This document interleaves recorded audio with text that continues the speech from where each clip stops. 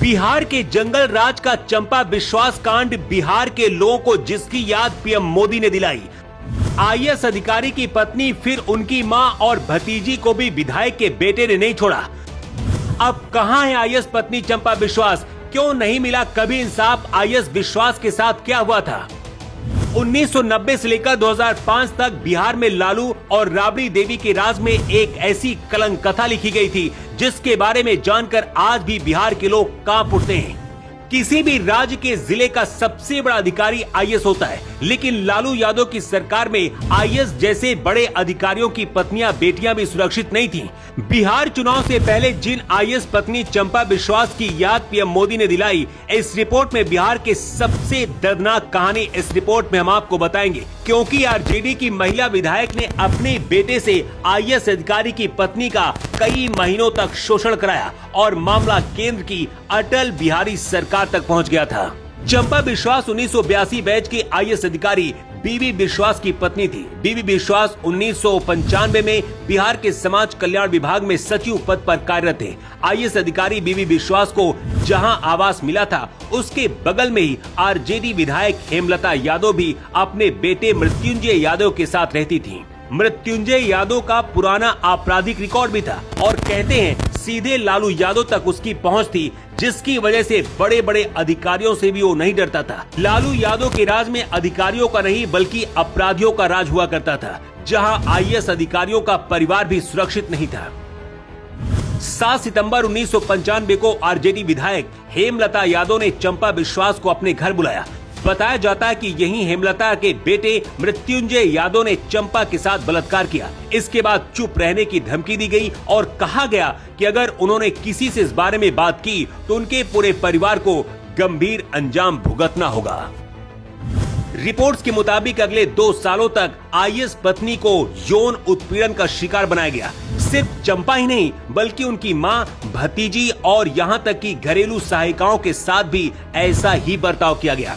जब चंपा ने पुलिस में शिकायत दर्ज कराई तो उन्हें मामले को दबाने की सलाह दी गई, लेकिन चंपा चुप नहीं रही। इस दौरान बिहार के राज्यपाल सुंदर भंडारी थे। आईएएस पत्नी चंपा विश्वास ने राज्यपाल सुंदर भंडारी को चिट्ठी लिखकर न्याय की गुहार लगाई थी। इस पत्र के सामने आने के बाद बिहार में हड़कंप मच गया था। 1998 में केंद्र में अटल बिहारी वाजपेयी की सरकार थी और केंद्र के दबाव में आकर बिहार डीजीपी को कार्रवाई करनी पड़ी थी। राज्यपाल के हस्तक्षेप के बाद लालू यादव के करीबी मृत्युंजय यादव को गिरफ्तार किया गया था। हेमलता यादव कुछ समय तक फरार रही, लेकिन आखिरकार उन्होंने भी आत्मसमर्पण कर दिया था। 2002 में पटना की निचली अदालत ने मृत्युंजय यादव को 10 साल की सजा और हेमलता यादव को 3 साल की सजा सुनाई थी। इस फैसले से चंपा और उनके परिवार को थोड़ी राहत जरूर मिली थी, लेकिन कहानी यही खत्म नहीं हुई। बाद में पटना हाईकोर्ट ने निचली अदालत का फैसला पलट दिया और आरजेडी विधायक हेमलता यादव और मृत्युंजय यादव को बरी कर दिया। उस दौरान राबड़ी देवी मुख्यमंत्री थी और कहते हैं ऐसा राजनीतिक दबाव में हुआ था। इस पूरे मामले ने चंपा विश्वास की जिंदगी हमेशा के लिए बदल दी। आईएएस बीबी विश्वास पत्नी और परिवार के साथ हुए इस हादसे को बर्दाश्त नहीं कर पाए और उनकी 2002 में सदमे से मौत हो गई। पति की मौत के बाद चंपा विश्वास गुमनाम हो गई और इस वक्त कहां है किसी को पता नहीं है। आईएएस अधिकारी विश्वास दलित समाज से आते थे और उनके साथ लालू यादव की सरकार में उनके ही नेता ने ऐसा बर्ताव किया और इसी इंडिया गठबंधन के नेता दलितों को इंसाफ दिलाने की बात करते हैं। यूपी में दलित मुख्यमंत्री मायावती के साथ गेस्ट हाउस कांड में क्या हुआ था दुनिया को पता है। प्रधानमंत्री मोदी ने बिहार के लोगों को और नई पीढ़ी को 20 साल पुराने बिहार को जो नहीं जानते हैं उनसे कहा है कि रूह कपा देने वाली इस घटना के बारे में उन्हें भी जानना चाहिए, ताकि आज के बच्चे भी समझे कि बिहार में गरीब घर की महिलाएं और बेटियां ही नहीं बल्कि आईएएस जैसे बड़े पदों पर बैठे अधिकारियों की पत्नी, बेटियां और मां भी सुरक्षित नहीं थी।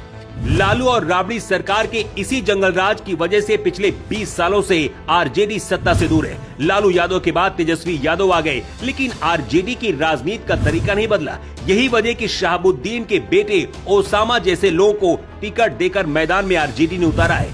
चंपा विश्वास की कहानी सिर्फ एक महिला की त्रासदी नहीं है, बल्कि उस दौर के बिहार की भयावह हकीकत की झलक भी है। ये याद दिलाती है कि जब सत्ता में बैठे नेता और अपराधी मिल जाते हैं तो उस राज्य का क्या हाल होता है। Bureau report.